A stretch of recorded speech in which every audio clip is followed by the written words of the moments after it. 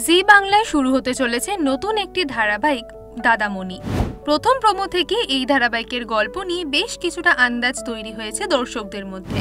এই গল্পের মুখ্য চরিত্র দাদামণি তার বোনেদের রক্ষাকর্তা, যে কোনো বিপদে আপদে সে তার 4 বোনকে রক্ষা করে। তবে এই ধারাবাহিকের নায়িকা কোথায়? প্রথম প্রোমো থেকেই দর্শকদের মনে এই প্রশ্নের উদয় ঘটেছিল।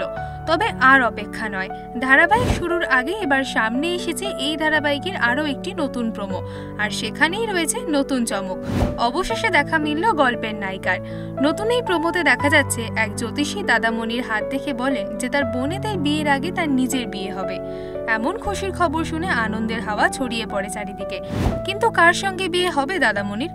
বোনেদের এই আবদারে সামনে আসে দাদামণির মনের মানুষ ওরফে এই ধারাবাহিকের নায়িকা। ছোট থেকে দুজনের মধ্যে বন্ধুত্ব থাকলেও বড় হয়ে তাদের মধ্যে কি সেই বন্ধুত্বই থাকবে, নাকি বাধা পড়বে তারা 7 পাকে? আসন্ন এই ধারাবাহিকের নায়িকার চরিত্রের নাম পার্বতী।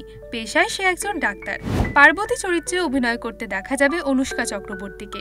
ওদিকে গল্পে দাদামণি ওরফে বাদশা নাম ভূমিকায় দেখা যাবে প্রতীক সেনকে। তবে দর্শকরা এখন অপেক্ষায় রয়েছে যে কোন দিকে মোড় নেবে ধারাবাহিকের গল্প।